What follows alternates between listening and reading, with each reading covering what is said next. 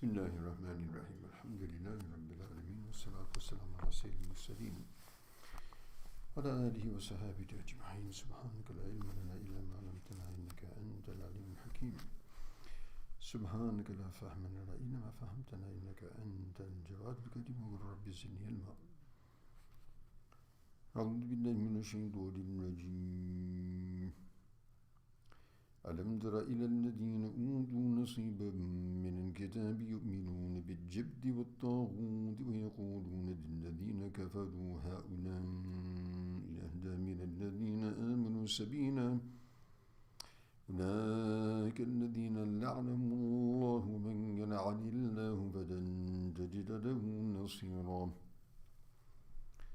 صدق الله مولانا العظيم. So here Allah subhanahu wa ta'ala continues with the narrative of the people of the book, particularly the Jewish community of Medina, those who failed to recognize the Prophet sallallahu alaihi wasallam and continue in the divine revelation which they were instructed to follow, and arrogantly rebelled. And this is the continuation of that rebellion and the arrogant descent into total disbelief. And this ayat is most amazing in explaining what can, the extent to which a human being can sink when he is overpowered by worldly concerns and loses track of his purpose of creation and why he's here on the planet.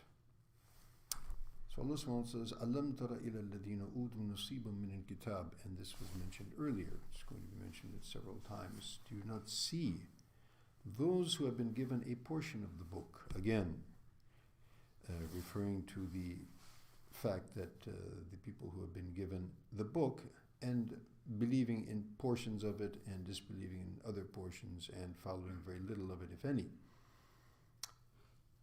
And so, do you not see them? In other words, be astonished, take, ta'ajjub as we say, be amazed, take amazement from the situation of these individuals. يُؤْمِنُونَ بِالْجِبْتِ وَالطَّاغُوتِ. They believe in Jibt wa Taghut. So Jibt and Taghut are two words that actually in the context here, these were two idols among the idols of the people of Makkah that they had set up. And they say that Jibt was originally an Ethiopian word, and perhaps it referred to magic or magicians. And of course, all of that is also a very severe form of disobedience of Allah subhanahu wa ta'ala and satanic activity. And Taghut also was the name of another idol, and its origin comes from a Taghiya, Tughyan. Tughyan means to go over the limits very, very vehemently and very sort of vigorously. And so generally it would be used in a negative connotation, that a Tughyan, going outside the limits of Allah subhanahu wa ta'ala, outside the limits of ethics and morals.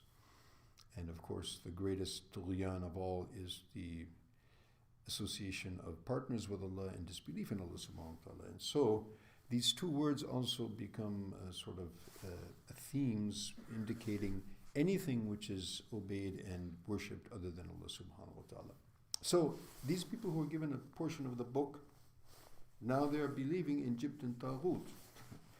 So what does that refer to? So there's a Sabab al-Nuzul, there's a event which ushered in the sending of this particular ayat.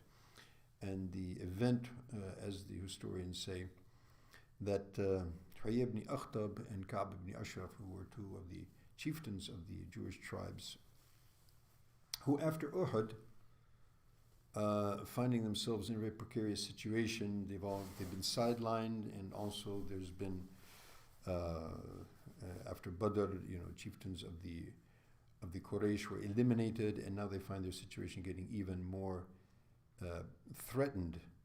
And in sort of a last attempt to try and save their positioning, they go to Makkah. These two individuals go with a delegation to Makkah to try and seek a collaboration with the mushrikeen of Makkah to try and take one final stand to wipe out Islam and rid themselves of this new problem of Muhammad sallallahu alaihi wasallam and his new religion and new people and new situation which has come to Medina.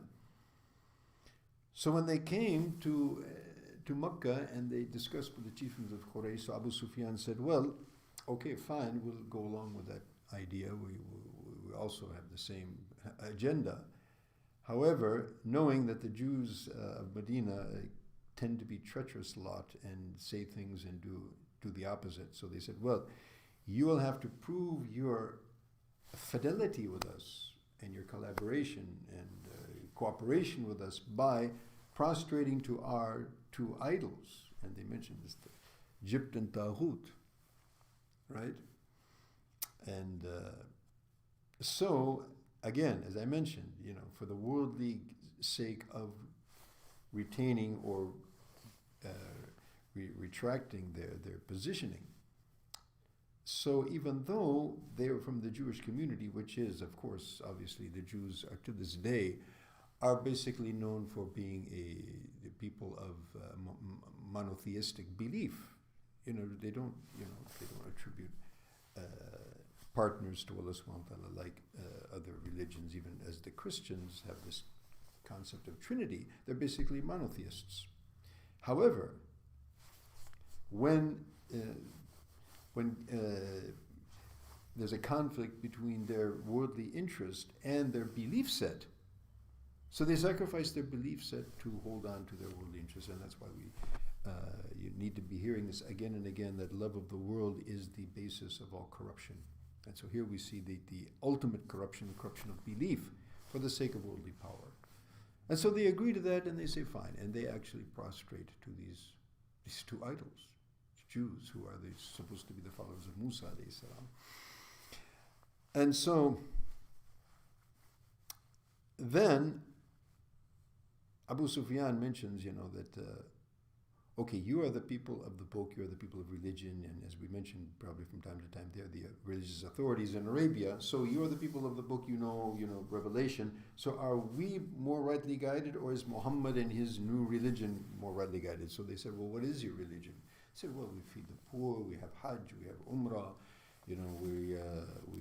we honor the Kaaba, and as for Muhammad, he left our traditional religion and he's breaking up, the family relationships. And they said, oh, well, your religion is much closer to the right. You are on the right thing, on the right path, and Muhammad and his contingent has totally gone off the track. So here Allah subhanahu wa ta'ala refers that يَقُولُونَ لِلَّذِينَ كَفَرُوا هَؤُلَاءِ أَهْدَى مِنَ الَّذِينَ آمَنُوا سَبِيلًا. And so they say, yes, you people, the mushriks of Makkah, you are more on the proper path than the people that, and it's mentioned here, أَهْدَى مِنَ الَّذِينَ آمَنُوا. You are more rightly guided than the people who believe. So how can people who disbelieve and who are polytheists are more rightly guided than those who believe? And they know that very well. So this just further, cements their total leaving and total departing from the path of haqq. أُولَٰئِكَ الَّذِينَ لَعَنَهُمُ اللَّهُ. And these are the people whom Allah subhanahu wa ta'ala has cursed them. And of course, when we say غَيْرِ الْمَغْضُوبِ عَلَيْهِمْ in Fatiha, every rakat, Allah, do not make us like these. Put us on the correct path, not the path of the maghdubi alayhim, those who Allah subhanahu wa ta'ala's ghadab has come, which is the manifestation of this la'na, of this curse of Allah subhanahu wa ta'ala. وَمَنْ يَلْعَنِ اللَّهُ فَلَنْ يَجِدَ لَهُ نَصِيرًا. And whomsoever Allah subhanahu wa ta'ala curses, that one will never find any helper, obviously, against Allah subhanahu wa ta'ala. May Allah subhanahu wa ta'ala save us from being like these people and save us from their machinations, which continue to this day. Ameen thumma ameen wa akhira da'wana alhamdulillahi rabbil alameen. Subhanaka wa bihamdika nashhadu an la ilaha illa anta nastaghfiruka wa natubu ilayk.